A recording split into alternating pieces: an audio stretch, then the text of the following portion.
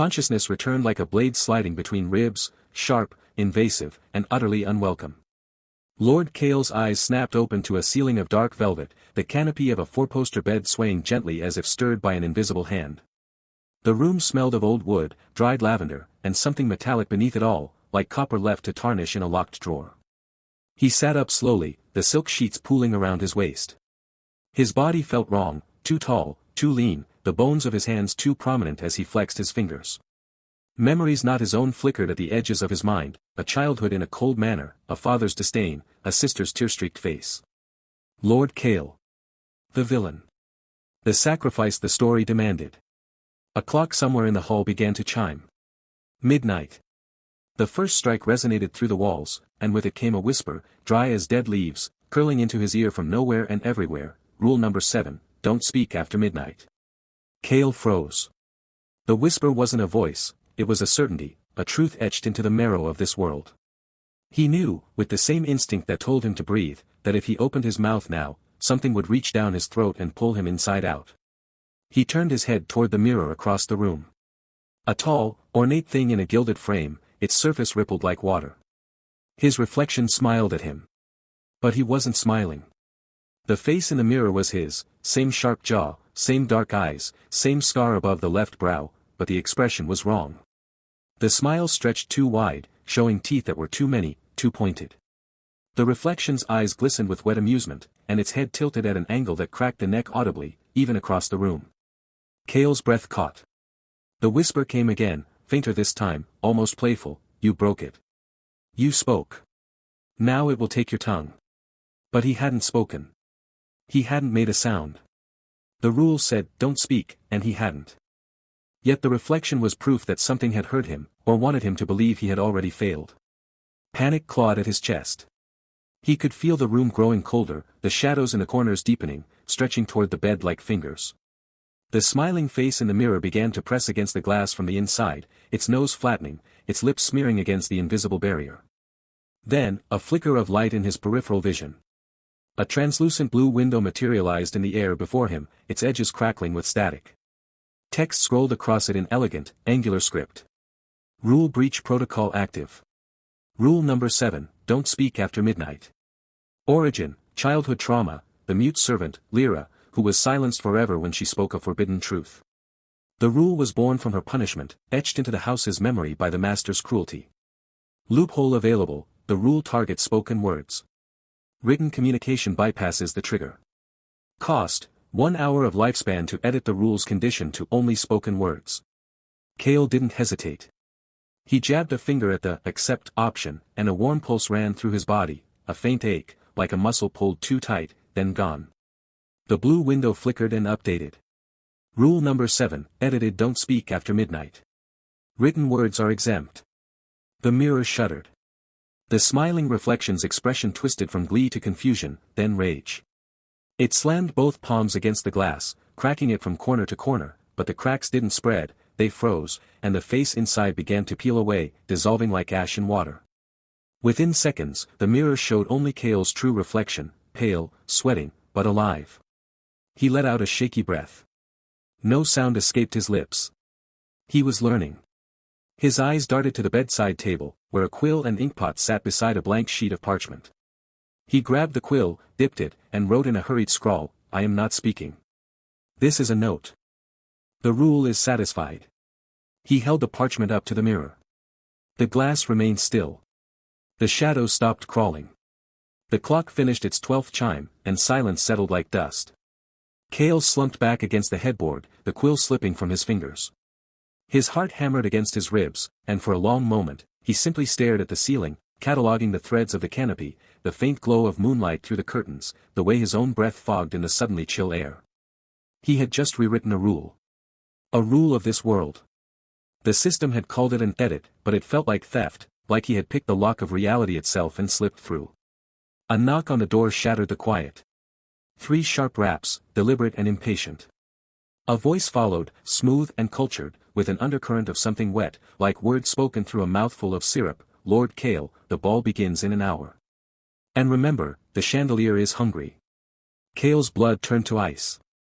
He didn't recognize the voice, but the name, Lord Kale, was his now. And the warning about the chandelier, it wasn't a metaphor. In the original novel, the chandelier in the grand ballroom was a living thing, a feeder of secrets and lies. It screamed when someone told the truth, and it descended to crush those who broke its silence. He looked at the door. The handle was brass, polished to a gleam, but the wood around it seemed darker, as if stained by years of hands that left residue behind. He didn't answer.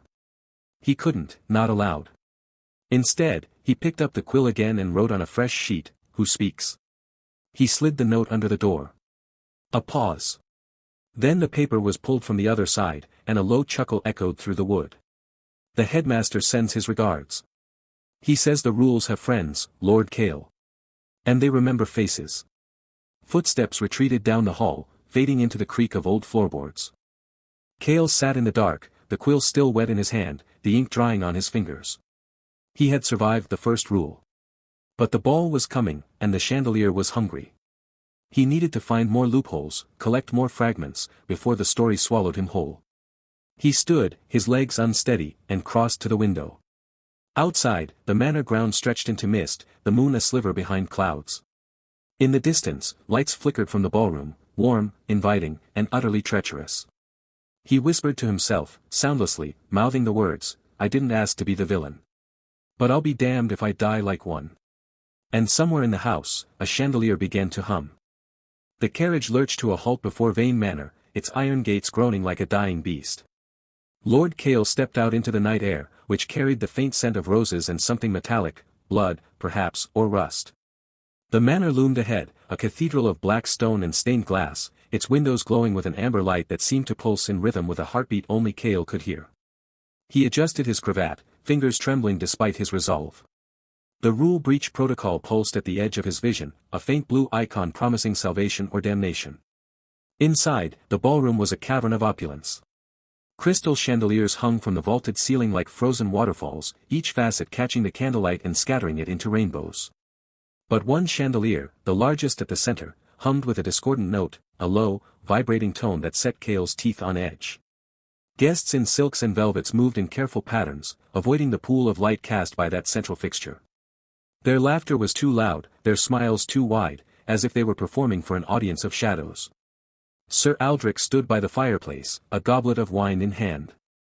His armor was ceremonial, polished to a mirror sheen, and his blonde hair fell in perfect waves. When he saw Cale, his lips curled into a smirk. "Lord Cale, you look pale. Did the midnight air unsettle your delicate constitution?" His voice carried across the room, drawing glances. A few nobles snickered behind gloved hands. Cale forced a smile, bowing slightly. "Merely the anticipation of your company, Sir Aldrich. I hear your wife's garden is blooming wonderfully this season. Do pass along my compliments." The jab was subtle, but Aldrich's smirk faltered. His wife, Lady Mira, was known for her beauty and her wandering eyes. Aldrich's jaw tightened, and he turned away, muttering something about wine. The chandelier hummed louder. Cale felt a cold sweat trickle down his spine. The system interface flickered to life, text bleeding across his vision like ink in water. Rule number 47 detected: if the chandelier screams, confess a lie within 1 minute or be crushed. Origin: the chandelier was forged from the bones of a truth-teller, bound by a sorcerer's curse. It hungers for deception. Loophole available: the lie must be personal and witnessed. Confess to a falsehood that damages another's reputation. The chandelier will accept the sacrifice of pride in place of flesh. Cale's heart hammered. The chandelier's hum rose into a shriek, a piercing wail that made the guests freeze. The crystal facets vibrated, and a few smaller pieces rained down like tears of glass. People covered their ears. The chandelier's light pulsed, casting long, distorted shadows that writhed on the walls. Cale stumbled, pretending to trip over his own feet. He fell against a marble pillar, gasping loud enough to draw attention. "Forgive me," he said, his voice cracking. "I must confess something before it consumes me." He looked directly at Aldrich, whose smirk had vanished. "I lied earlier. It was not your wife's garden I admired, but her company. I have shared her bed." Gasps rippled through the crowd.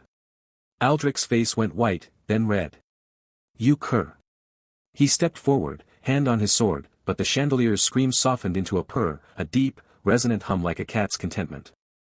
The light dimmed, and the crystal facets stopped trembling. The threat passed.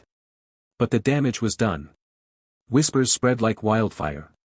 Lady Mira, standing near the orchestra, turned and fled, her face hidden behind a fan.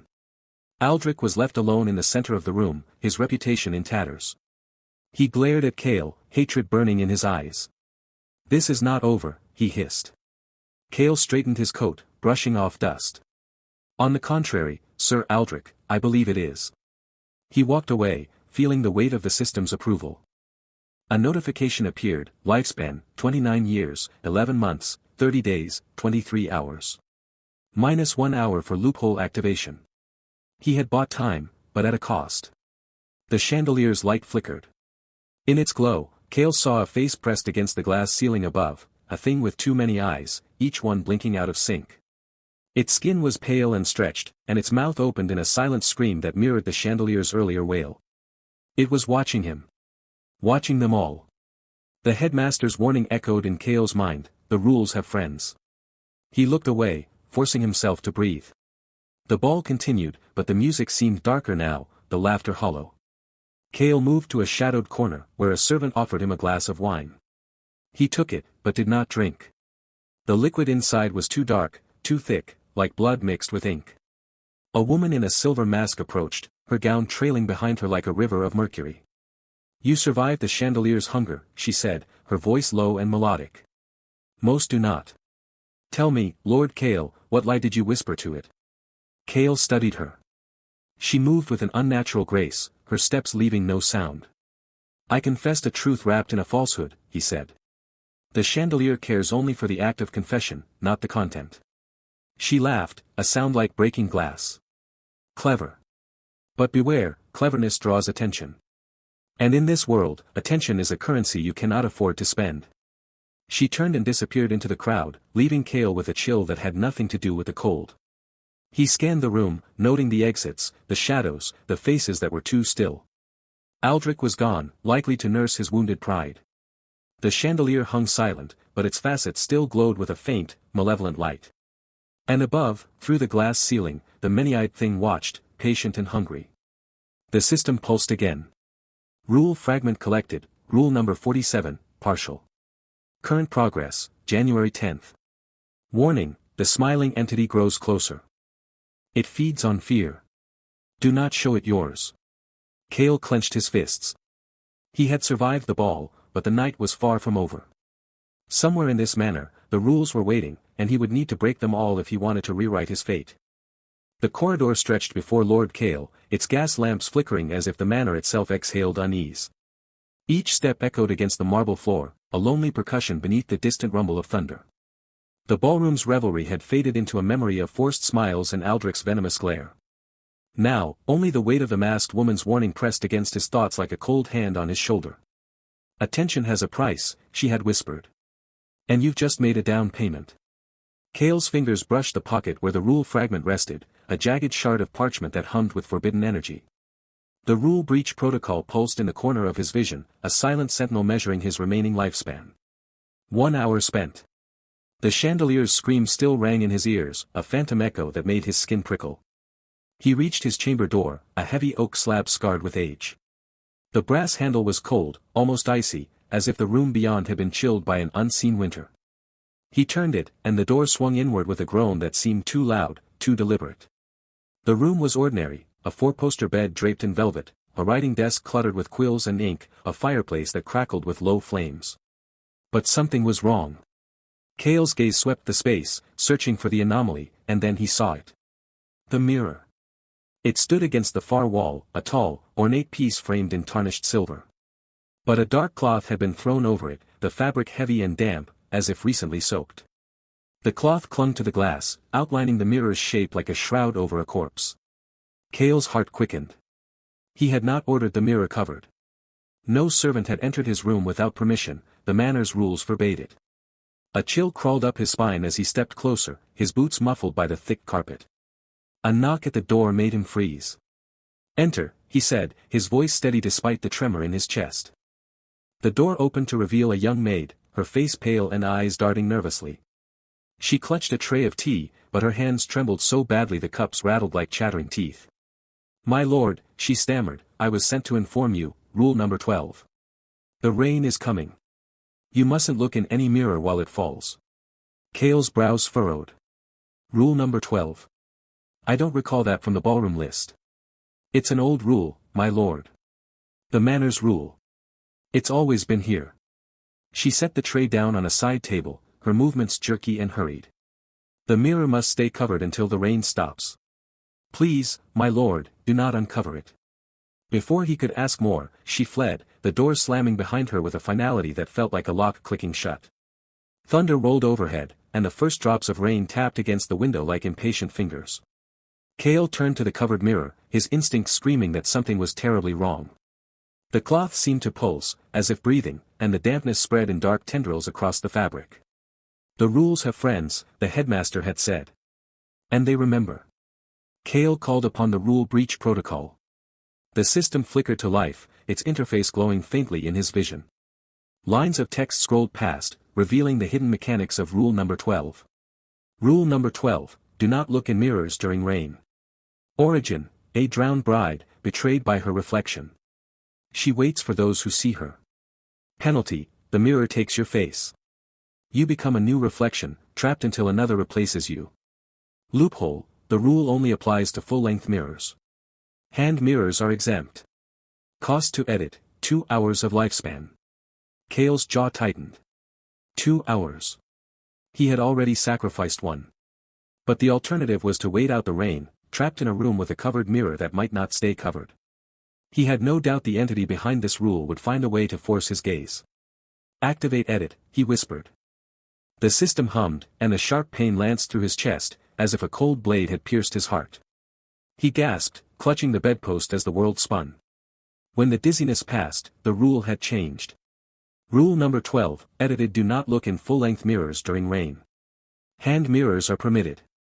Kale moved quickly. He retrieved a small hand mirror from his travel bag, a simple silver-backed piece no larger than his palm.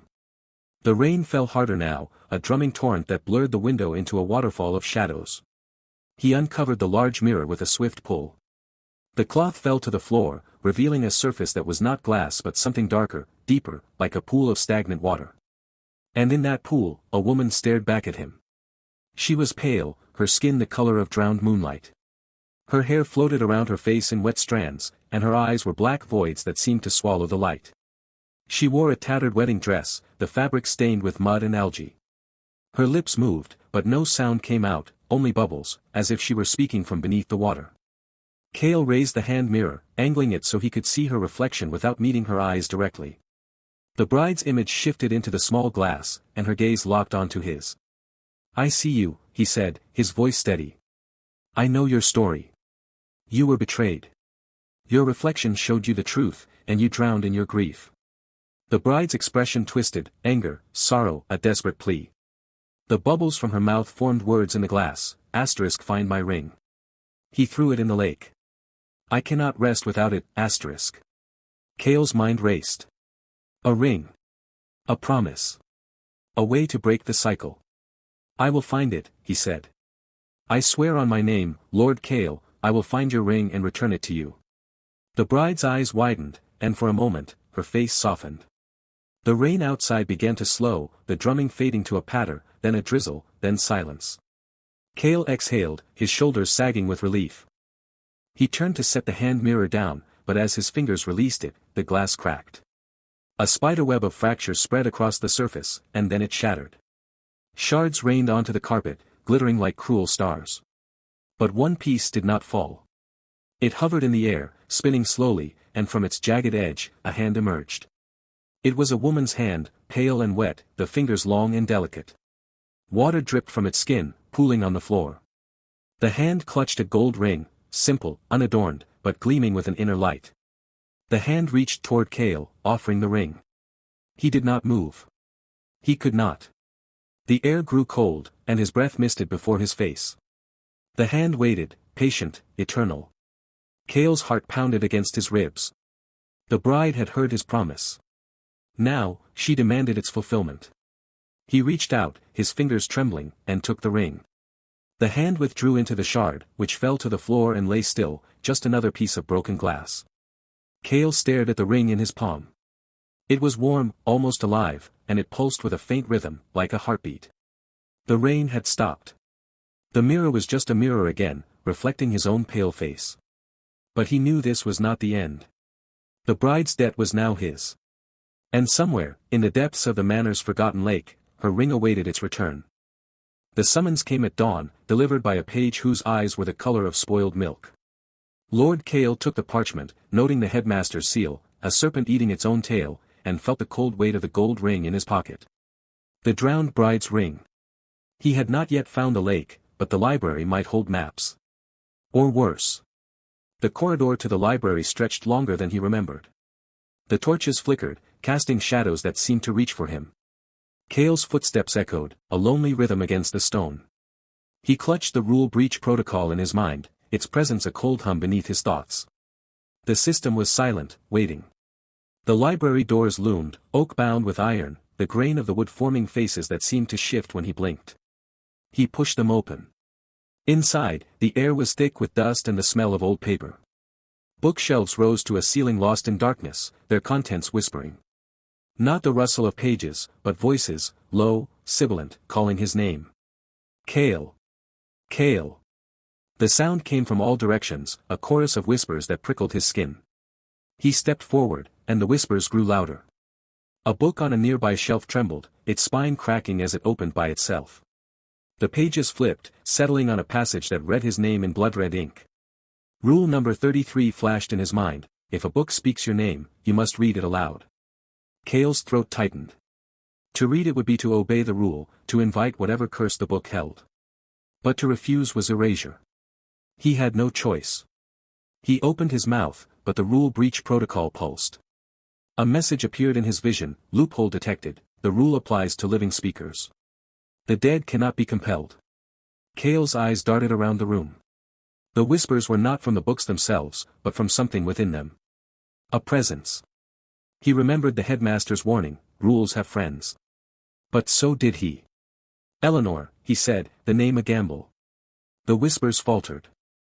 A cold breeze swept through the library, and the books fell silent. From the darkest corner, a figure emerged, a woman in a tattered librarian's gown, her skin translucent, her eyes hollow. She glided toward him, her feet not touching the ground. You know my name, she said, her voice like wine through dead leaves. Cale bowed his head. I know your death date. October 31st, 1823. You were found among the stacks, a book clutched to your chest. They said you died of grief. The ghost stopped, her hollow eyes widening. Tears formed, not of water, but of ink, trailing down her cheeks. No one has remembered, in 200 years. I remember, Cale said, his voice steady. And I offer you peace. Help me navigate this library, and I will ensure your story is not forgotten. Eleanor wept, the ink staining her gown. She nodded, and the whispers resumed, but now they were soft, almost musical. The books on the shelves shifted, creating a path. Follow me, she said. The headmaster's study is beyond the restricted section. But beware, the books there have teeth. Cale walked behind her, the gold ring warm in his pocket. The library seemed less hostile now, the shadows retreating. Eleanor led him through aisles of ancient tomes, pointing out traps, a book that would steal his shadow, a shelf that would collapse into a pit of ink. She was a guide, a friend. At the door to the restricted section, she stopped.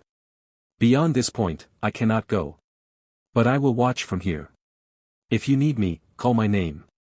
Cale thanked her and pushed open the door. The room beyond was circular, lined with books bound in human skin. At the center stood a desk, and behind it, the headmaster. His back was to Cale, but his shadow stretched across the floor, and it had teeth, rows of jagged, needle-like teeth that grinned. The headmaster turned. His face was kind, but his eyes were cold. Lord Cale. You've made a friend. His voice was smooth, but the shadow spoke in unison, a hiss beneath the words. But rules have friends too. The shadow grew, spreading across the floor, its teeth snapping. Cale stepped back, his hand going to the ring. The rule breach protocol flickered, offering no loophole. He was trapped. The library remembers, the headmaster said, his smile widening. And it does not forget those who break its rules. You used a loophole, Cale. But loopholes are just cracks in the foundation. The house always wins. The shadow lunged. The morning sun cast long shadows across the cobblestone courtyard, but the chill in the air had nothing to do with the season. Lord Kale walked with measured steps, his black coat billowing slightly in the breeze, the gold ring in his pocket a cold weight against his thigh. He had spent the last hour in the library's restricted section, memorizing Eleanor's whispered warnings about Rule Number 33's secondary clause, something about mirrors and echoes. But before he could process it, a voice cut through the quiet like a blade. There he is. The coward who hides behind ghosts. Kale stopped. He didn't need to turn to know who it was. Sir Aldrich's boots struck the stones with arrogant certainty, and the laughter of his followers rippled behind him like a pack of hyenas. Kale closed his eyes for a brief moment, feeling the system's presence flicker at the edge of his consciousness. The rule breach protocol hummed, waiting. I speak to you, Lord Kale, Aldrich said, stepping into his path. The hero was tall, broad-shouldered, with a jaw that seemed carved from granite and eyes that held no intelligence, only confidence. His hand rested on the pommel of his sword, though he hadn't drawn it yet. Or should I say, Lord of Empty Threats? I heard about your little trick in the ballroom. Confessing to lies. Befriending a dead woman. You're a disgrace to the nobility. The other heroes, 3 young men in polished armor, their faces flushed with the thrill of mockery, formed a semicircle behind Aldrich. One of them, a red-haired squire named Tomas, spat on the ground near Kale's feet. He probably wet himself when the chandelier screamed. Kale said nothing. He simply stood there, hands at his sides, his expression neutral. Inside, his mind raced. The system's interface flickered before his eyes, translucent and cold. Rule number 2, no violence before noon. Violation results in systemic punishment, muteness for 24 hours. He had read this rule the night before, buried in the appendix of the Manor's household codex. It was one of those arbitrary, seemingly pointless rules that the cosmic horror loved to seed into everyday life. Break it, and the universe itself would enforce the penalty. No entity needed to intervene. The rule was the entity. Kale smiled. It was a thin, humorless smile. You find me amusing? Aldrich said, stepping closer. His breath smelled of wine and stale bread. Perhaps I should teach you some respect. A real man doesn't hide behind rules and ghosts. He faces his enemies with steel. And yet, Kale said softly, you haven't drawn your sword. Aldrich's eyes narrowed. The heroes behind him shifted, their laughter dying. The air grew heavy, charged with something unspoken. Kale could feel the rule's presence like a thread stretched taut between them, waiting to snap. I don't need a sword to break a worm like you, Aldrich said, but his hand dropped from the pommel. He was aware, on some instinctual level, that drawing steel before noon would trigger something. The rules were known to everyone, even if they didn't understand them. They were as natural as breathing in this world. Kale took a step forward, closing the distance between them. His voice dropped to a whisper, meant only for Aldrich's ears. You're afraid. You know what happens if you strike me before the bells toll noon. Your tongue will turn to stone. You'll never speak again. The heroes will laugh at you, not me. Aldrich's face reddened. His fists clenched. You dare. I dare because I know the rules, Kale said, his voice rising now, carrying to the gathered heroes. You call me a coward, but you stand there, paralyzed by the very laws you claim to despise. Who is the real coward, Sir Aldrich? The man who uses the rules to survive, or the man who lets the rules dictate his every action? The taunt was deliberate. Kale knew that pride was Aldrich's weakness, the same pride that had gotten him exposed in the ballroom. And pride, when wounded, lashed out without thinking. Aldrich's fist connected with Kale's jaw. The world spun for a moment. Kale stumbled back, tasting blood, but he didn't fall. He straightened, wiped the corner of his mouth with the back of his hand, and smiled, a genuine smile this time, sharp and victorious. The system's notification flashed. Violation detected, rule number 2, no violence before noon. Perpetrator, Sir Aldrich. Punishment, muteness for 24 hours. Duration begins now. Aldrich's eyes went wide. He opened his mouth to speak, to curse, to gloat, but no sound came out. His lips moved, his throat worked, but the air carried nothing. The heroes behind him stared in shock. Tomas's face went pale. What did you do? Tomas demanded, his voice trembling. I did nothing, Cale said, brushing dust from his coat. He struck me. The rule struck him. That's how it works. Aldrich grabbed his throat, panic dawning in his eyes. He tried to shout, but only a strangled wheeze escaped. His hands clawed at his neck as if he could physically rip the muteness away. The other heroes backed away, suddenly uncertain, their mockery forgotten. Cale turned and began walking toward the manor's main hall. He didn't look back. The sound of Aldrich's frustrated, silent screams followed him like a ghost's lament. Lord Cale. The voice was high, panicked. A servant, a young boy with dirt on his cheeks and terror in his eyes, came running from the direction of the village gate. He nearly collided with Cale, skidding to a halt, his chest heaving. What is it? Cale asked, his calm facade cracking slightly. The boy pointed a shaking finger toward the village. The smiling thing. It's there. It's taking faces. My brother's face is gone. Cale's blood ran cold. The smiling entity. The cosmic horror that had been lurking at the edges of the story, waiting for its moment.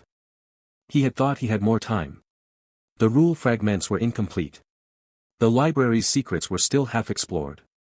But the story, it seemed, was accelerating. He looked back toward the courtyard. Aldrich was on his knees, still clawing at his throat, his face a mask of rage and fear. The heroes stood frozen, unsure whether to follow the servant or tend to their fallen leader. Cale made his choice. He broke into a run toward the village, the gold ring bouncing against his chest, Eleanor's whispered warnings echoing in his mind. The smiling entity had come early. And if he didn't stop it, the face it took next might be his own. The horses' hooves pounded against the dirt road, each beat a desperate drum in the silence of the approaching dusk. Lord Cale gripped the reins, his knuckles white, the system's cold presence a familiar weight in his mind. The village of Thornhollow lay ahead, its wooden palisade a jagged silhouette against the bleeding sky. He had expected to hear the usual sounds, the clang of a blacksmith's hammer, the laughter of children, the lowing of cattle. Instead, there was only the wind, and the soft, rhythmic thud of his own heart. He dismounted at the gate, the horse snorting nervously, its ears flattened against its skull. The gate hung ajar, its iron hinges rusted and groaning. Cale pushed it open, stepping into the main square. The first thing he noticed was the smell, a strange, metallic sweetness, like old copper and rotting flowers. Then he saw them. The villagers stood frozen in place, their postures natural, as if caught mid-step or mid-sentence. But their faces were smooth, featureless ovals, like eggs painted with flesh tones. No eyes. No mouths. No noses. Just blank, pale skin stretched over bone. Cale's breath caught in his throat. He forced himself to move, to walk among them. A woman with a basket of bread, her hands frozen mid-offering. A man with a pipe, the smoke still rising from its bowl, but his face a void. A child holding a wooden toy, its blank head tilted as if listening to a song only it could hear. The system pulsed in his mind, a soft chime. Warning, high anomaly concentration detected. Rule number 0 suspected active. He reached the center of the square, where a fountain bubbled with clear water. Beside it, a figure stirred. A young woman, her face intact, pressed her back against the stone basin. Her eyes were wide, her lips trembling, and she clutched a kitchen knife in her white-knuckled grip. You can see," she whispered, her voice cracking. "I can see," Cale said, keeping his tone flat. "What happened here?" "It came at noon," she said, her gaze darting to the frozen figures. "The smiling thing. It walked through the streets, and everyone who smiled, their faces just melted. Ran like wax. Then they stopped moving. I hid in the cellar. I didn't smile. I didn't make a sound." She sobbed once, a dry, ragged sound. "I'm the only one left." Cale knelt beside her, his eyes scanning the square. The system whispered again, a fragment of text appearing in his vision. Rule number 0, never smile at the smiling thing. The entity feeds on fear. A smile is an invitation. A smile is a contract. He read it aloud, his voice low. The woman nodded, her tears streaming. "It's still here," she said. "I can feel it watching." From the bell tower. Cale looked up. The bell tower stood at the edge of the village, its spire dark against the twilight. A shape moved there, indistinct, like heat shimmering on a summer road. He felt a cold pressure against his mind, a whisper that promised warmth and safety if he would just smile. His lips twitched. He forced them into a neutral line, a flat, unreadable mask. The pressure intensified, then receded. He stood, his hand brushing the hilt of his dagger. Stay here. Do not smile. Do not show fear. I will return. Don't go, she pleaded. I must.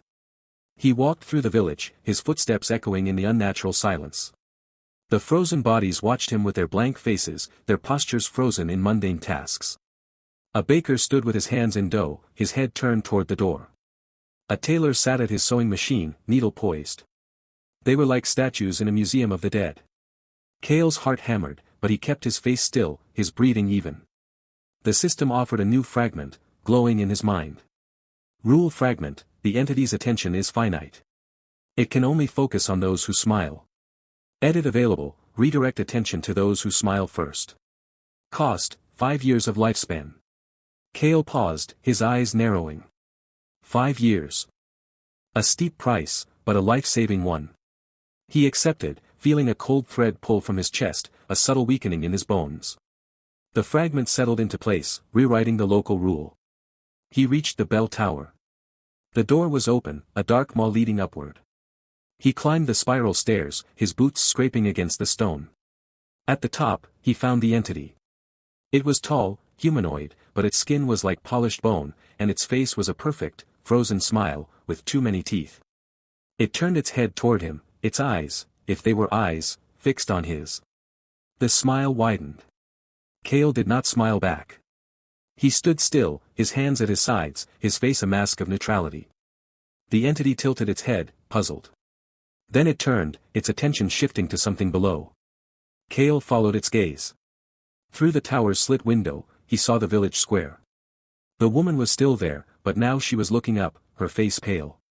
And beside her, a small child had emerged from a shadow. A boy, no older than 6, with dirt on his cheeks and a gap-toothed grin. The boy smiled. The entity's head snapped toward him. It began to descend, its limbs moving with an unnatural, gliding grace. Cale's blood ran cold. He ran down the stairs, his legs pumping, his breath ragged. He burst into the square, shouting, "Don't smile. Don't smile." The boy turned, his grin fading into confusion. The entity was already there, looming over him, its smile a crescent of razors. Cale reached into his inventory, pulling out a rule fragment, a shimmering piece of text that felt like cold glass. He thrust it toward the entity, activating the edit. The fragment flared, and the air rippled. The entity paused, its smile flickering. Then it turned, its attention snapping to Cale. He had made a mistake. The fragment had redirected the entity's focus, but not to the boy, to him. Because he had smiled when he ran.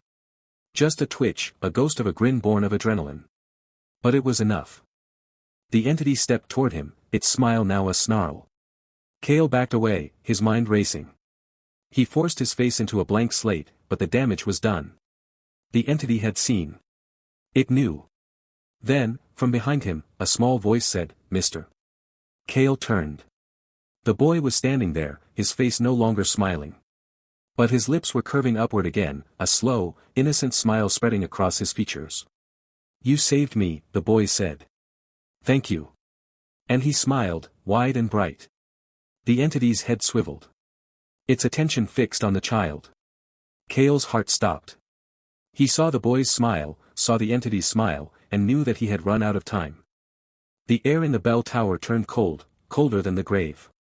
Lord Cale felt a sharp, searing pain in his chest as the rule breach protocol drained another 5 years from his lifespan. His knees buckled, and he gripped the rough stone wall to steady himself. The world swam, colors bleeding into grays, sounds distorting into a low hum. He could feel the years slipping away like sand through an hourglass, each grain a memory he'd never lived to make. Micah stood frozen, his small face tilted upward, lips curved into that innocent, terrifying smile. The entity, a shifting mass of shadows and teeth, hovered above the child, its attention split between Cale and the boy. Cale's mind raced. The entity feeds on fear and smiles. He'd edited its attention to only those who smile first, but Micah had smiled.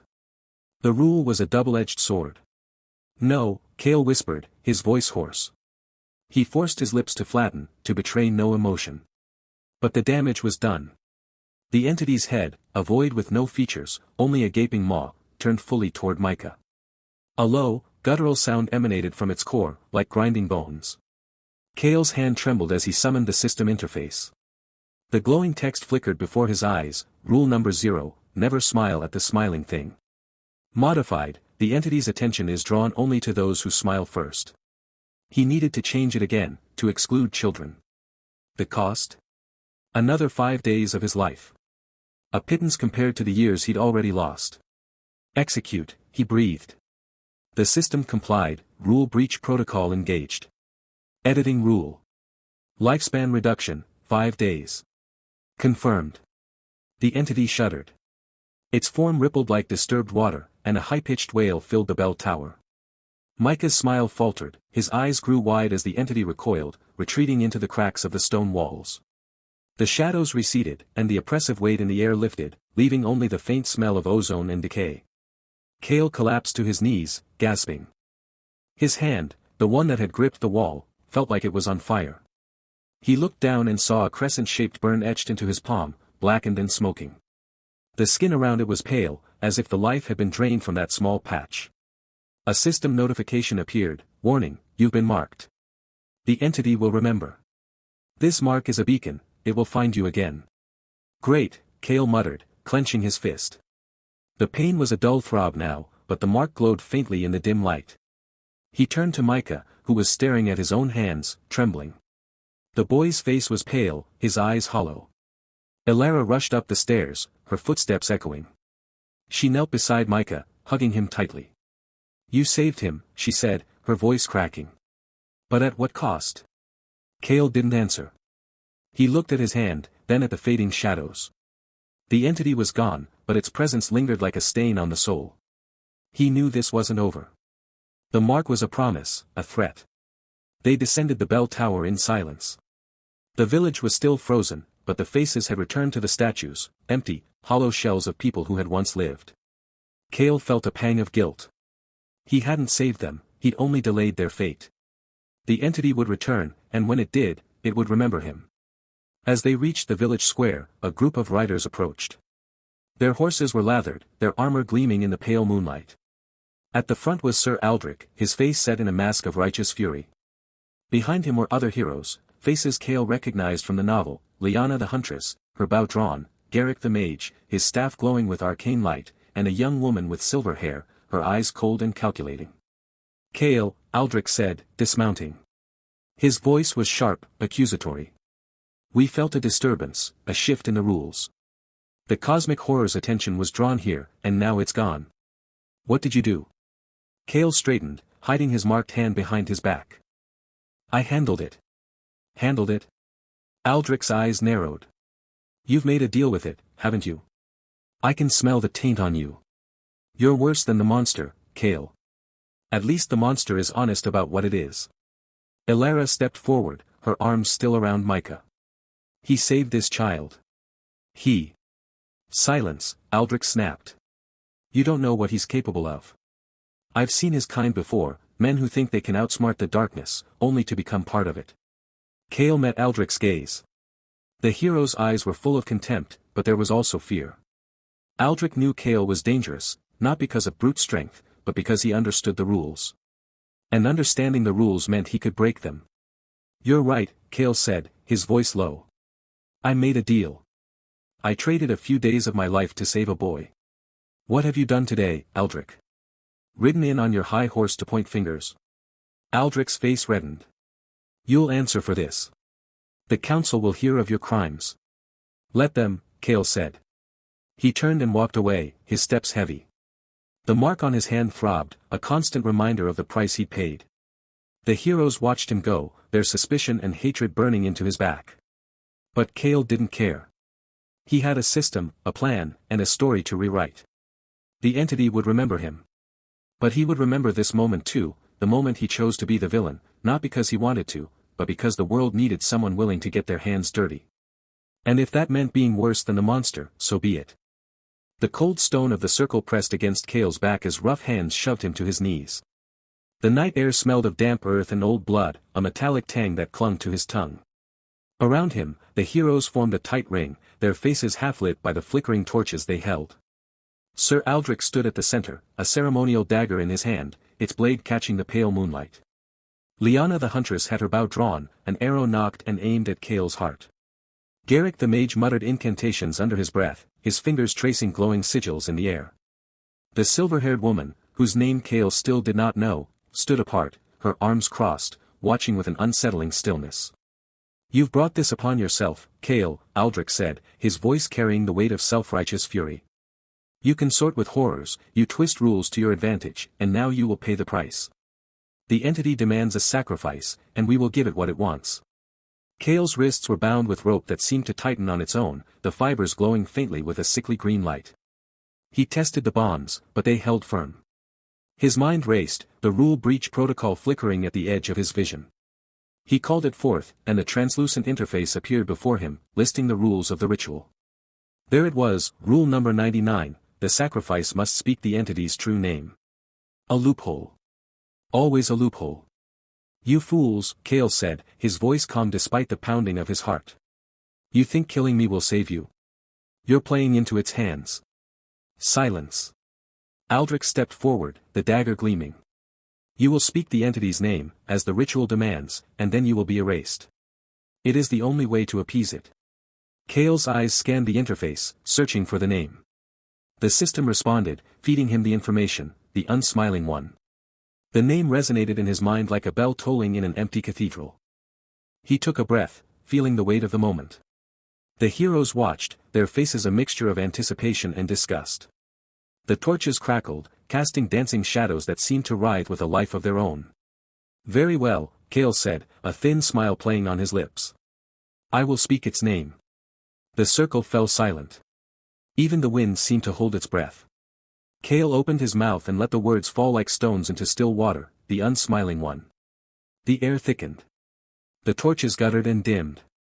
A presence descended upon the stone circle, vast and cold, pressing down on them all. The entity materialized from the shadows, a swirling mass of darkness that coalesced into a humanoid shape. Its face was a smooth, featureless void, yet Cale felt its gaze upon him, probing, hungry. Aldrich raised the dagger, preparing to strike. But Cale spoke again, his voice steady, "I invoke the binding clause. The sacrifice has spoken the true name. By the rules of this ritual, I claim the right to negotiate." The entity paused. Its form rippled, and a sound like grinding stones emanated from its core. The heroes stared, their faces pale with confusion and fear. Garrick's sigils flickered and died.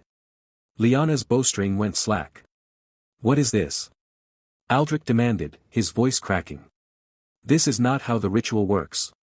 "It works exactly as written," Cale replied, his eyes locked on the entity. "I have spoken your name. Now I demand a pact. You cannot harm me as long as I never smile. Do you accept?" The entity's void face twisted, forming a thin line that might have been a mouth. It spoke, its voice the sound of breaking glass, sharp and jagged. "You are clever, little mortal. But cleverness is a fragile shield. I accept your terms. You shall not smile, and I shall not touch you. But remember, deals have rules." A shockwave of energy erupted from the entity, sending the heroes stumbling backward. The ropes binding Cale's wrists dissolved into ash. He rose to his feet, brushing the dust from his coat. The entity began to fade, but before it vanished entirely, it laughed, a sound that shattered the silence like 1,000 mirrors breaking at once. "You've made a deal," it whispered, its voice echoing in Cale's skull. "But deals have rules. And rules have teeth." The night fell silent again. The torches flared back to life, but the warmth they offered felt hollow. The heroes stood frozen, their weapons lowered, their faces a canvas of shock and dread. Aldrich dropped the dagger, it clattered against the stone. Lyanna's bow hung limp at her side. Garrick's hands trembled as he let the sigils fade. Cale turned to face them, his expression unreadable. "You wanted a sacrifice. You got a deal instead. Be grateful I'm still breathing." He walked out of the stone circle, leaving the heroes in the cold dark. Behind him, the entity's laughter lingered in the air, a promise of things to come. The crescent burn on his hand throbbed, a constant reminder that the game was far from over. The manor gates groaned shut behind Lord Kale, the iron hinges screeching like wounded animals. He stood in the cobblestone courtyard, the cold night air biting at his exposed skin. The pact of the unsmiling one pulsed beneath his ribs, a phantom ache that reminded him of the entity's warning. He had won. He had survived. But the victory tasted like ash. He climbed the steps to his study, his boots echoing against the marble floor. The candles had burned low, their wax pooling in crystalline formations. He collapsed into his armchair, the leather creaking under his weight. For a moment, he closed his eyes, letting the silence wash over him. Then the system chimed. Rule breach protocol, status report. Edits made, 3. Stability, 94%. Kale frowned. The number was lower than before. He had edited only 3 rules, rule number 1 was still locked, waiting for the final fragment. Why would stability drop? He opened the protocol, scrolling through the logs. Each edit was recorded in stark white text against a black void. But as he reached the bottom, the text flickered. Red letters bled through the interface like ink through paper. Warning, rule breach protocol unstable. Editing too many rules corrupts the narrative. Current corruption threshold, 6%. If threshold exceeds 100%, world collapse imminent. Kale's breath caught. He stared at the words, his mind racing. Corruption. World collapse. He had assumed the system was a tool, a weapon to be wielded without consequence. But now it whispered of limits, of prices he hadn't accounted for. He thought of the smiling entity, of the pact that bound him to silence. Was that part of the corruption? Or was it something else? He stood, pacing the room. The candles flickered in his wake, casting long shadows that danced on the walls. He stopped before the mirror, studying his reflection. His face was pale, his eyes hollow. He tried to smile, to test the pact, but his lips refused to move. The entity's grip was absolute. System query, how many more edits can I make before collapse? Response, each edit increases corruption by 2% to 5%, depending on rule significance. Recommended, cease editing until stability improves. Cease editing. That was impossible. The heroes were still hunting him. The smiling entity was still out there, bound but not broken. And the overarching cosmic horror, the one that had written the story in the first place, was waiting in the shadows. If he stopped, he died. But if he continued, the world died. He slammed his fist on the desk, the wood splintering under the impact. The pain grounded him, sharp and real. He needed answers. He needed to understand what the corruption actually meant. Was it a physical decay? A metaphysical unraveling? Or something worse? He opened the system again, searching for a log of the corruption. A new tab appeared, Narrative Integrity Index. He clicked it, and a graph unfolded before his eyes. The line dipped and rose, spiking at each edit. The first edit, the chandelier confession, had caused a 1% spike. The second, the ghost librarian, had caused a 2% spike. The third, the pact with the entity, had caused a 3% spike. The pattern was clear, the more significant the edit, the greater the corruption. But there was something else. At the bottom of the graph, a faint line pulsed in gray. It was labeled, Original Narrative Resistance. It was growing. Slowly, steadily, it was pushing back against his edits. The story was fighting him. Kale leaned back, his mind churning. The story was alive. It had a will of its own. And it didn't want to be rewritten. He thought of the headmaster's warning, rules have friends. Was the narrative itself one of those friends? Was it protecting itself by corrupting the system? He needed to test this theory. He pulled up rule number 45, the library's ghost must never be spoken of after midnight. It was a minor rule, one that barely affected the plot. He selected it, preparing to edit. But as his finger hovered over the confirm button, the red text flared again. Warning, editing this rule will increase corruption by 4%. Proceed. He hesitated. 4%. That would bring him to 10% total. Still low, but the trend was alarming. He needed to know if the resistance was tied to the rule's importance. He confirmed. The text flickered. Rule number 45, edited. The ghost may be spoken of at any hour.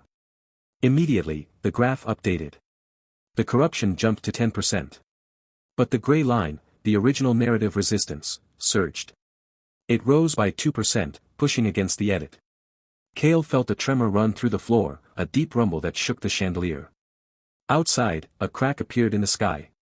He rushed to the window, throwing open the curtains. The crack was thin, barely visible against the starless night. But as he watched, it widened.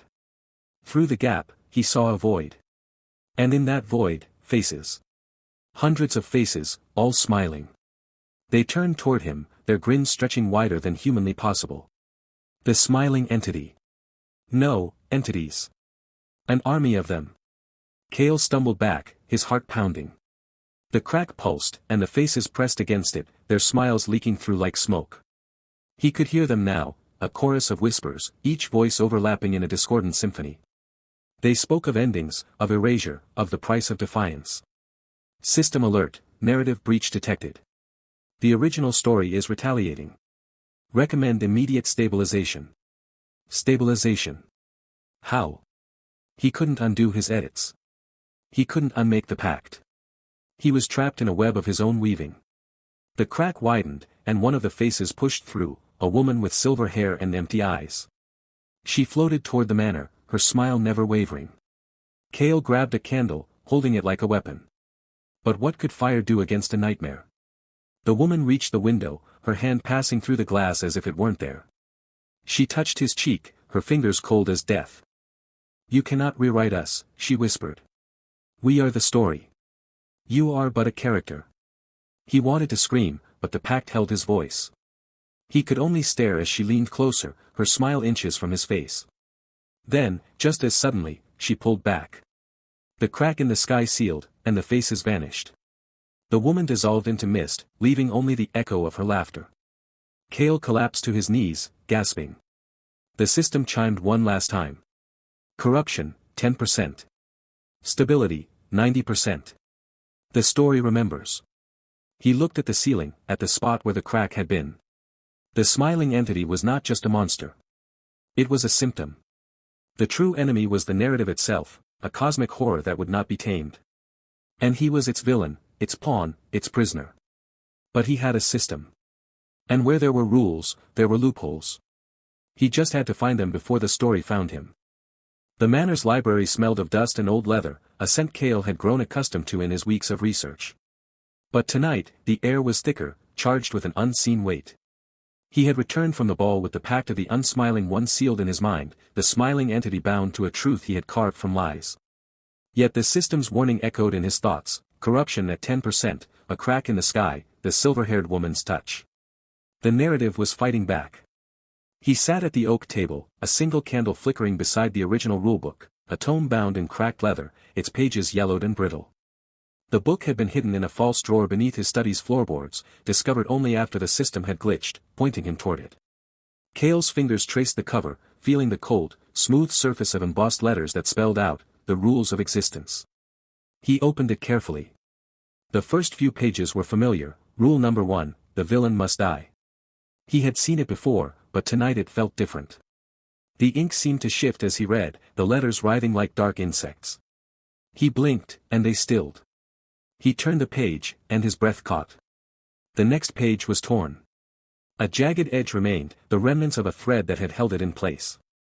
He could see the ghost of words on the opposite page, pressed through from the missing leaf. He held the book up to the candlelight, squinting. The indentations were faint, but readable. The villain must die. This is the first and final rule. All others bend to it. His heart pounded. The entire story was built to kill him. Every rule, every monster, every smiling entity, they were all tools to enforce his erasure. He had thought the system was his salvation, but now he saw it for what it was, a trap.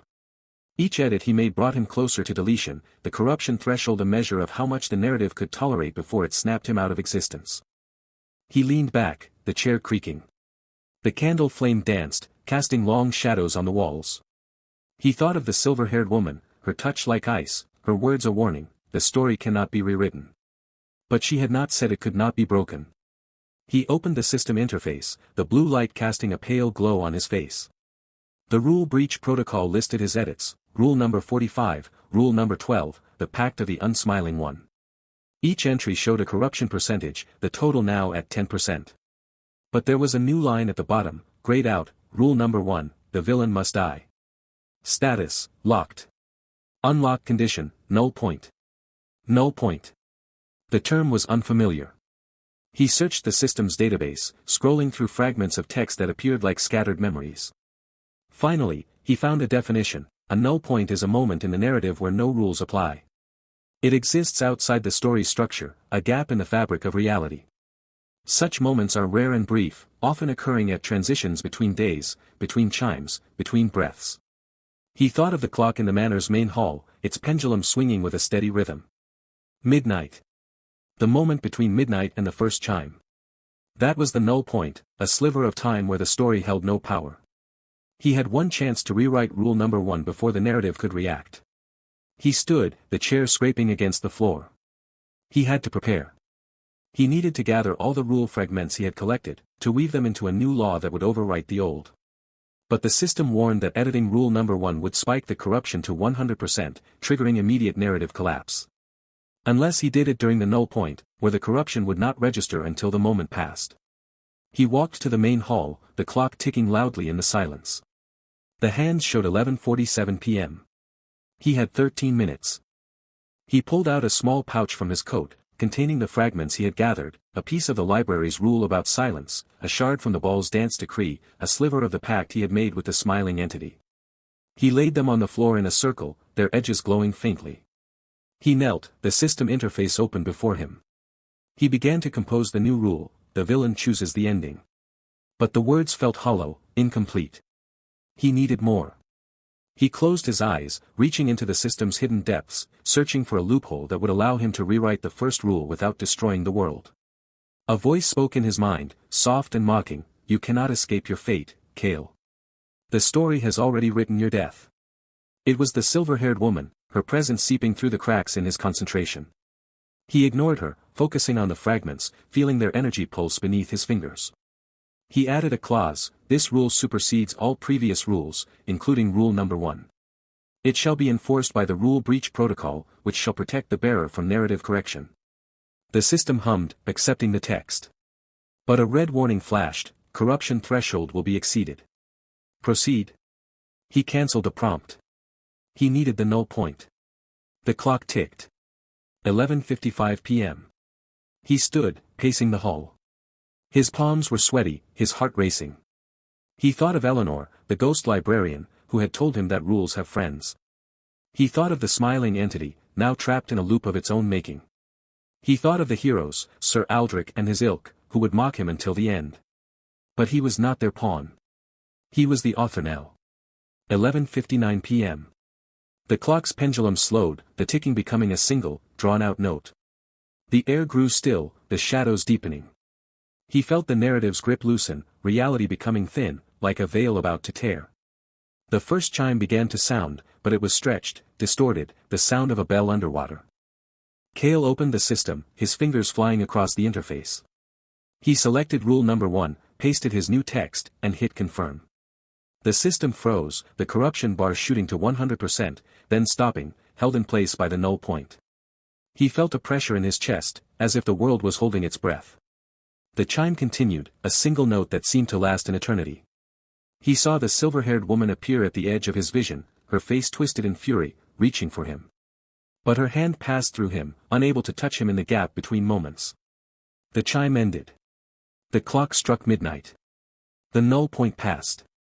The system updated, rule number 1 overwritten. New rule active. Corruption, 0%. Narrative integrity, 80%. Kale gasped, falling to his knees. The silver-haired woman vanished, her scream echoing in the distance.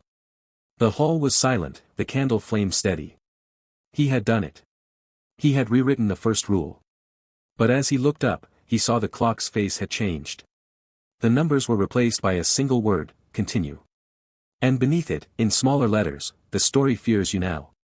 The grand hall of the manor fell silent as the clock struck 11.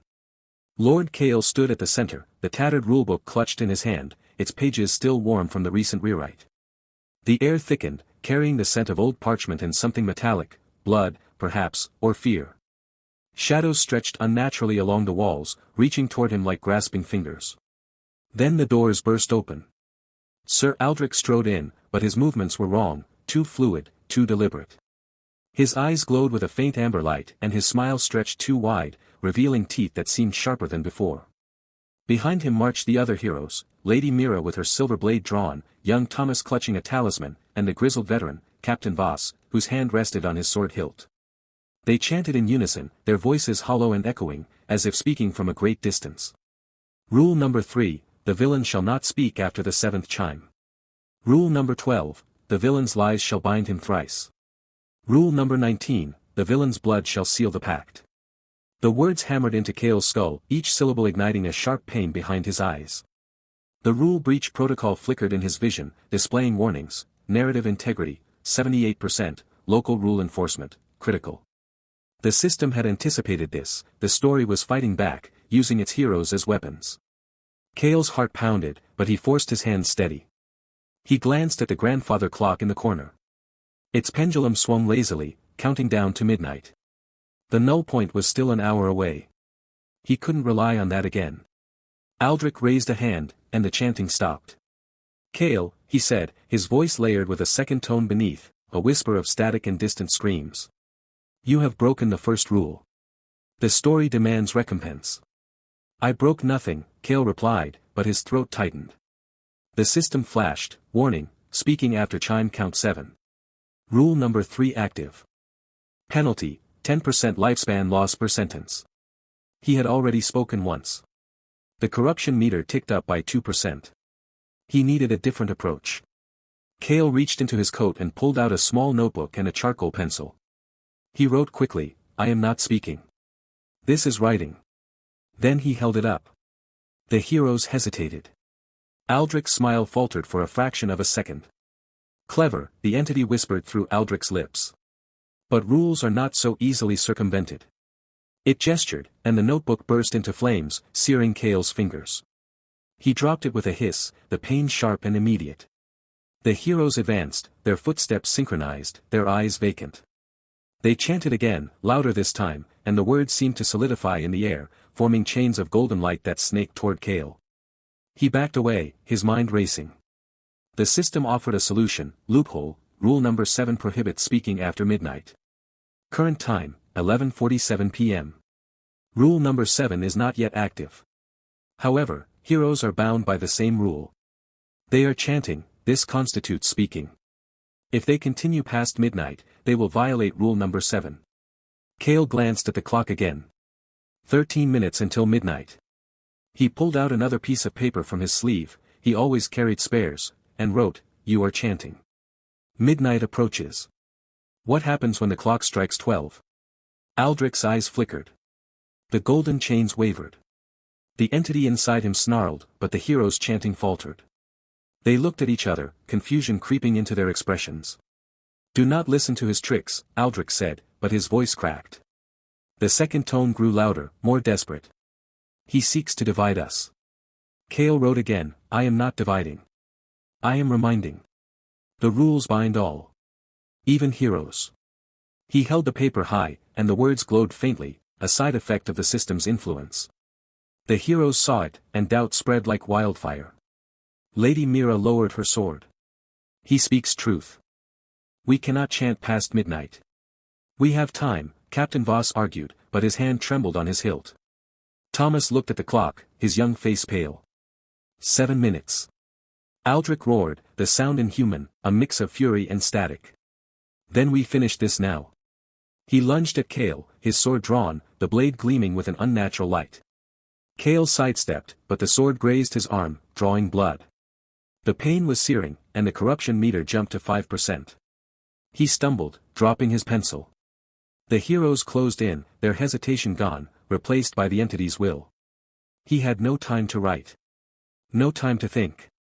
But then he remembered the rule fragments.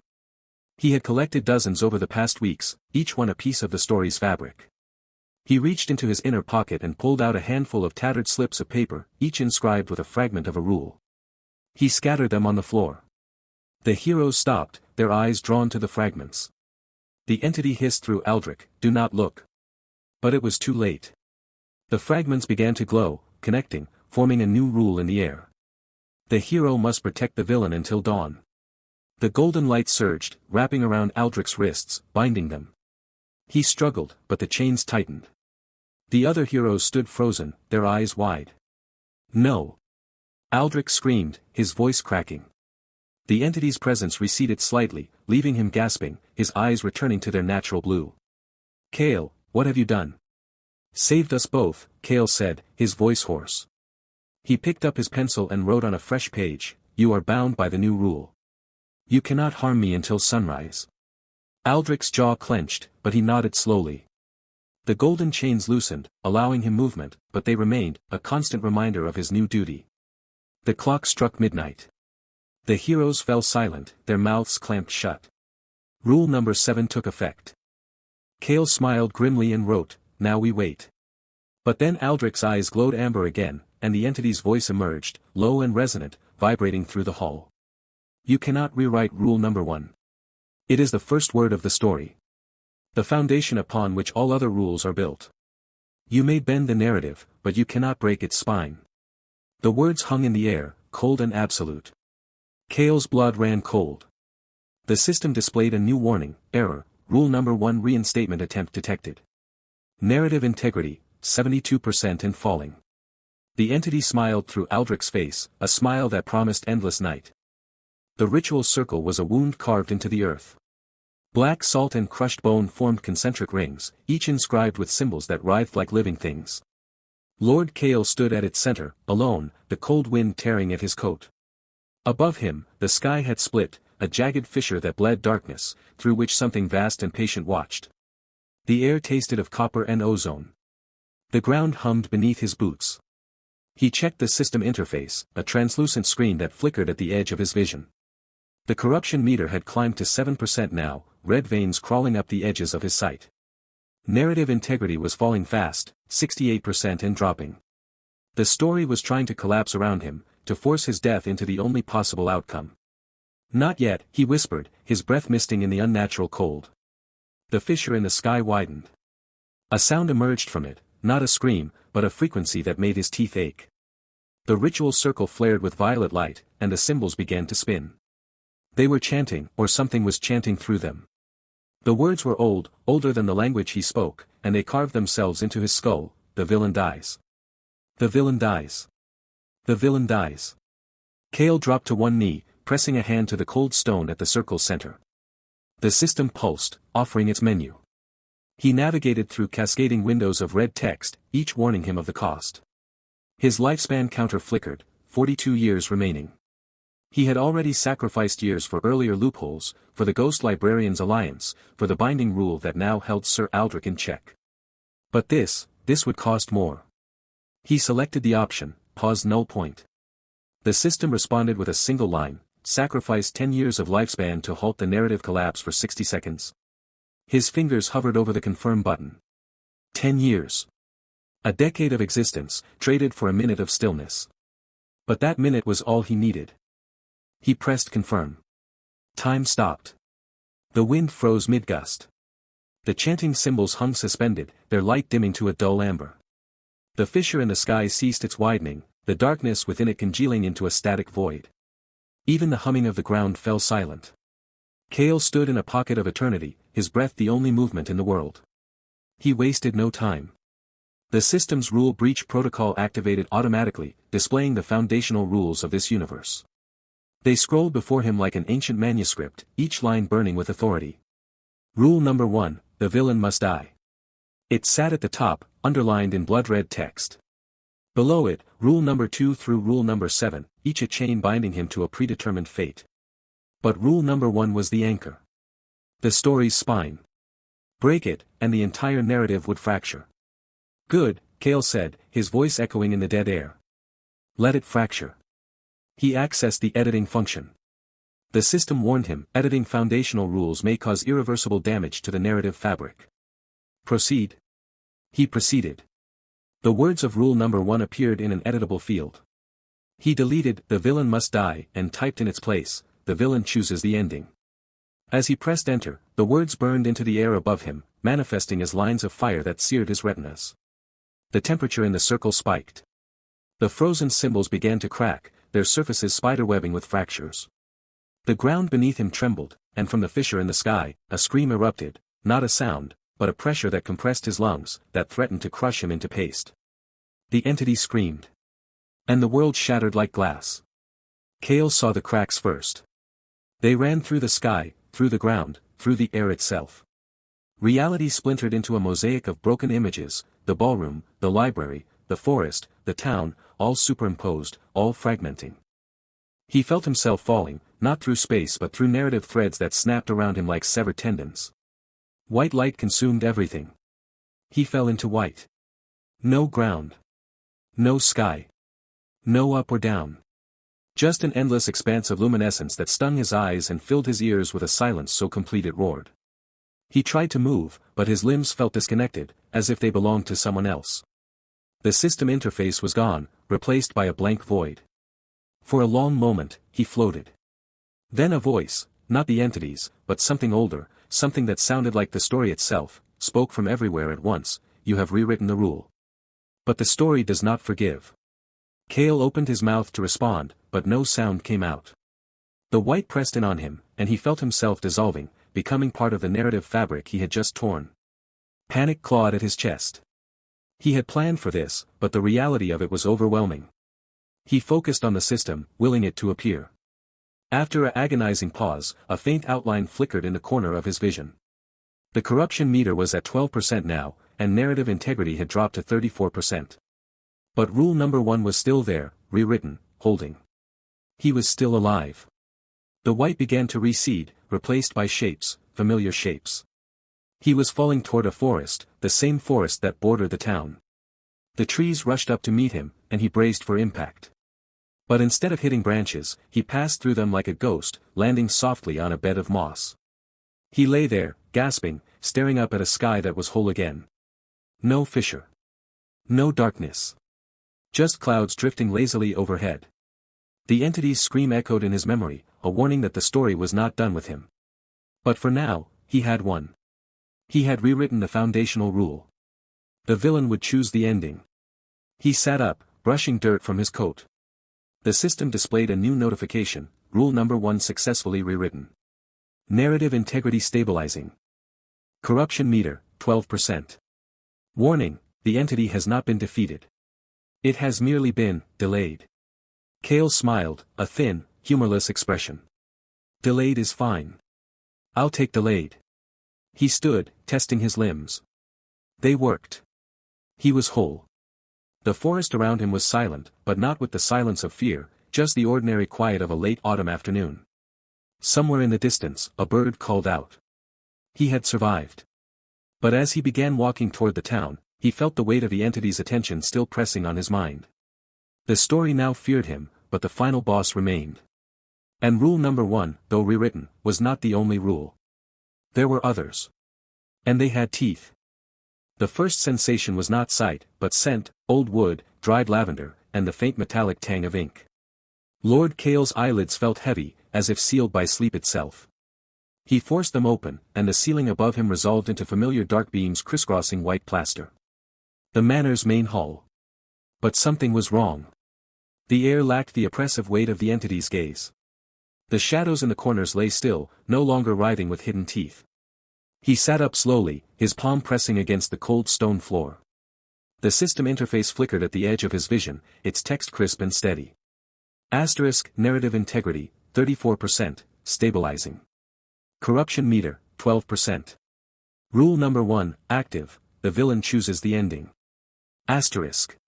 He read the words twice, letting them sink into his bones. He had rewritten the foundational rule of this world. The story no longer demanded his death. But the cost had been steep, 10 years of his lifespan, now a fragile thread of 32 years remaining. He pushed himself to his feet, his boots echoing in the silence. The manor was intact, but empty. No servants bustled in the corridors. No heroes mocked him from the stairwell. Sir Aldrich was gone, likely erased or displaced when the sky fissure tore through reality.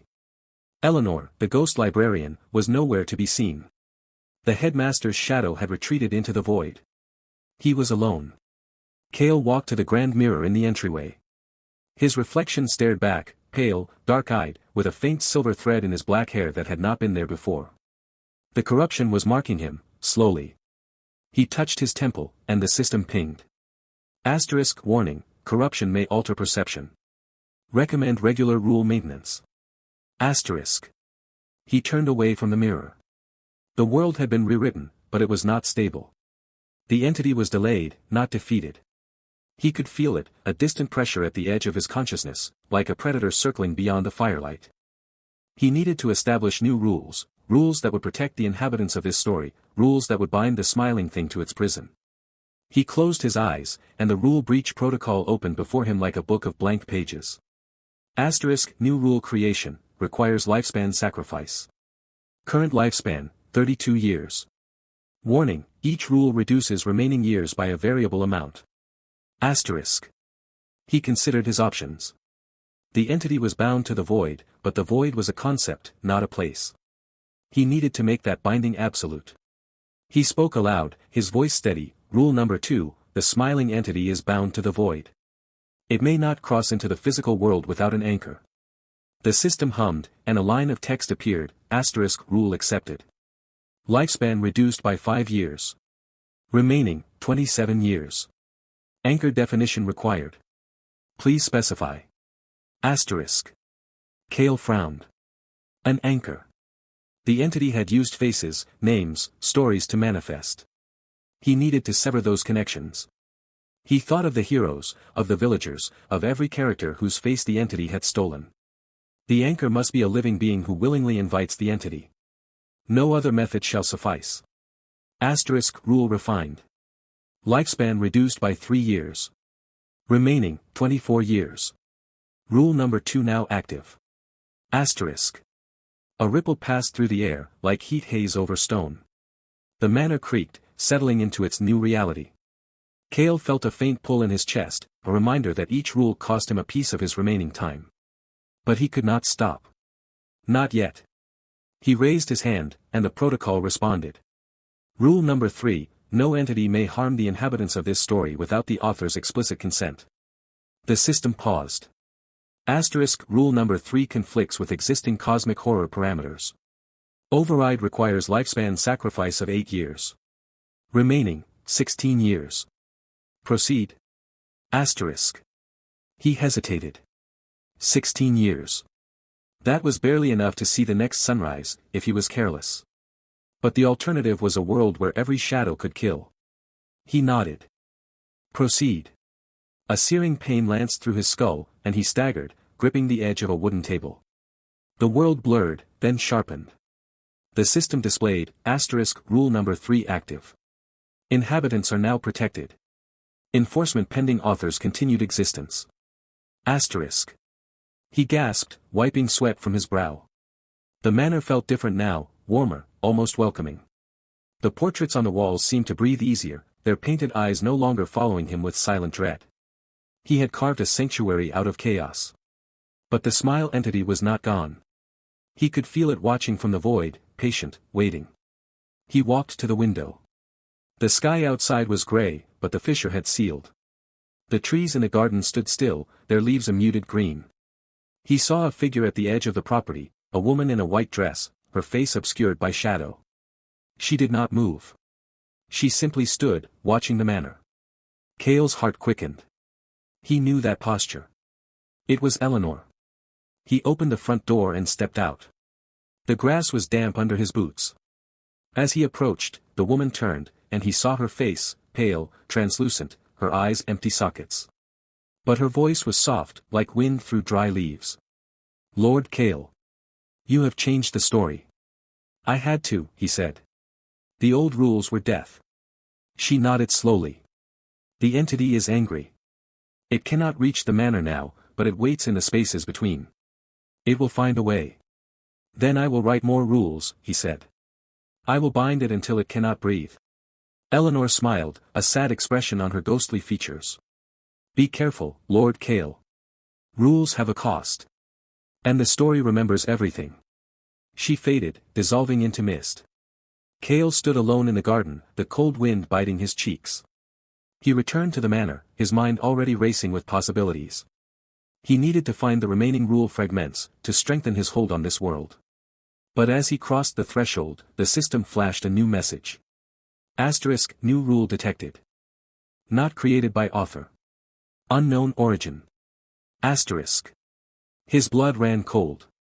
He opened the protocol, and a line of text appeared, written in a jagged, inhuman script. Asterisk, rule number 0, the author must never smile. Asterisk. He stared at the words. The air in the manor grew heavy, the warmth draining away. The shadows in the corners began to stir. He felt the entity's presence, closer now, pressing against the boundaries of his new rules. It had not been idle. It had written its own law. And if he smiled, even once, he would break it. The dream descended like a shroud of silk, soft, suffocating, and impossible to escape. Lord Kale stood in a room that had no walls, only an endless expanse of grey gloom. A single source of light pulsed from somewhere ahead, casting long, distorted shadows that writhed like living things. The air was cold, tasting of rust and forgotten tears.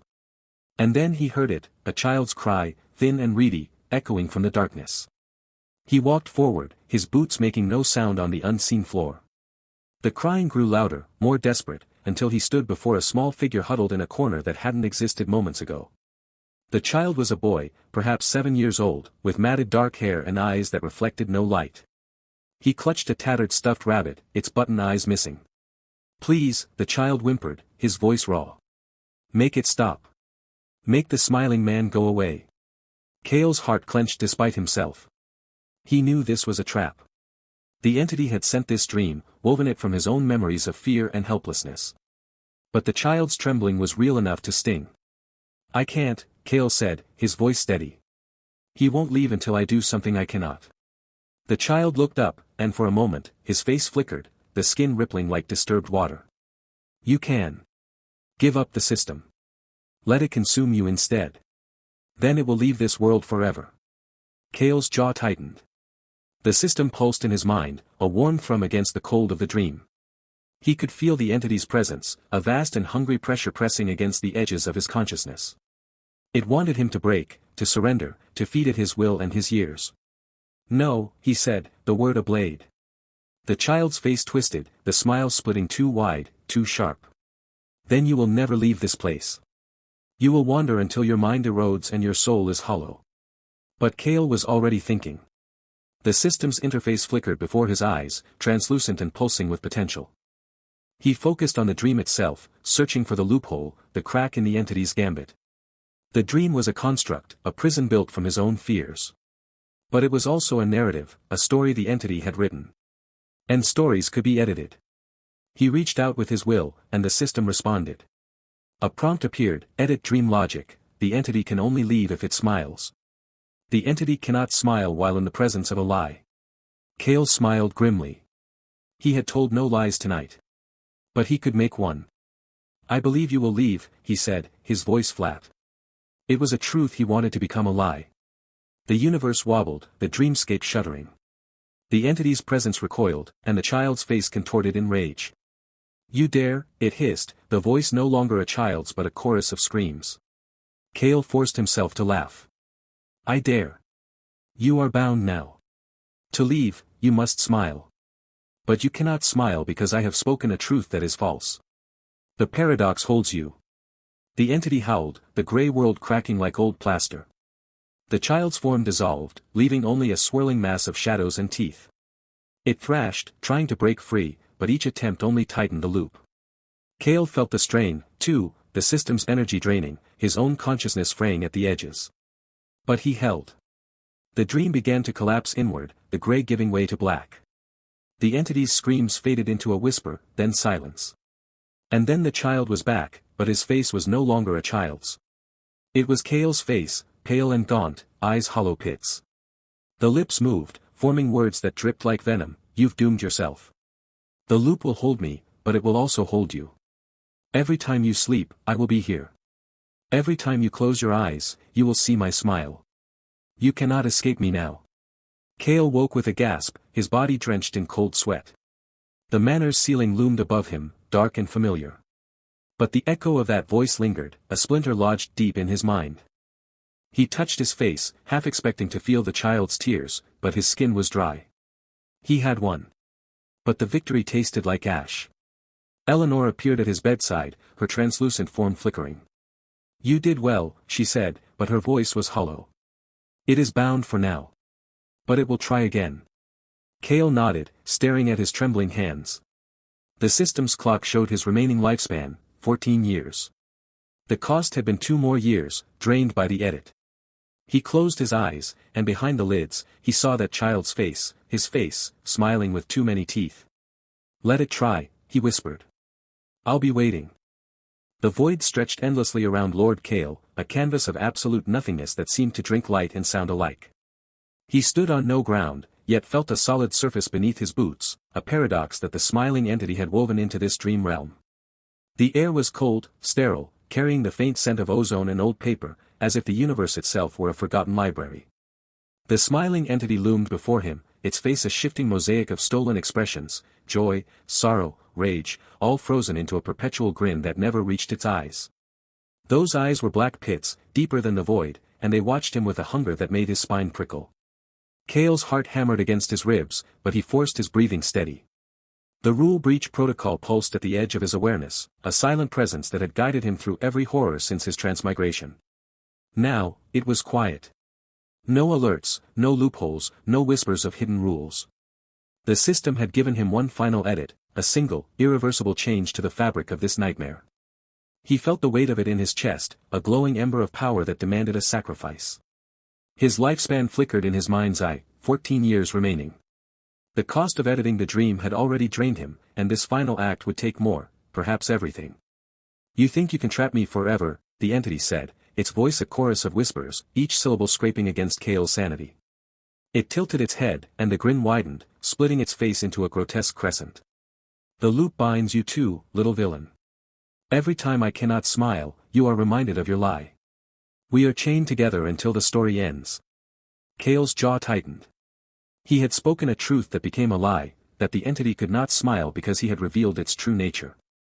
But truths and lies were fluid here, subject to the rules that governed this world. The entity was right, the paradox loop was a cage for both of them. But Cale had not survived this long by accepting defeat. He had collected rule fragments, befriended ghosts, and rewritten the very laws that demanded his death. He would not let this smiling horror have the last word. He closed his eyes, reaching into the depths of the system.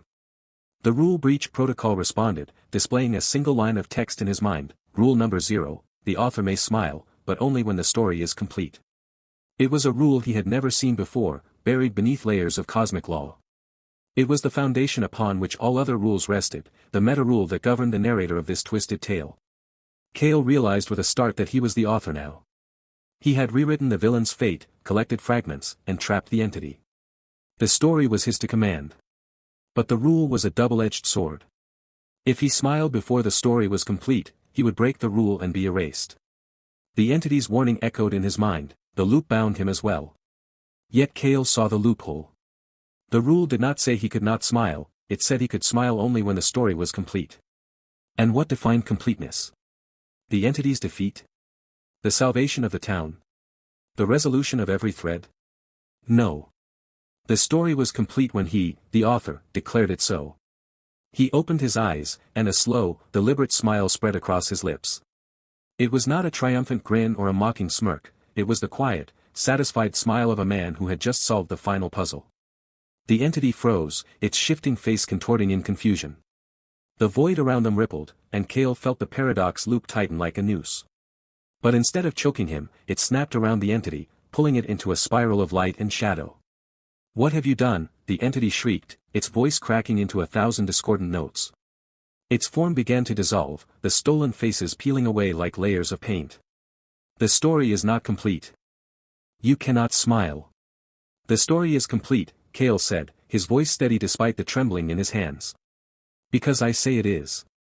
The entity screamed, a sound that tore through the void and sent shockwaves across the dreamscape. Its body unraveled, the grin fading into a silent wail as it was dragged into a vortex of nothingness.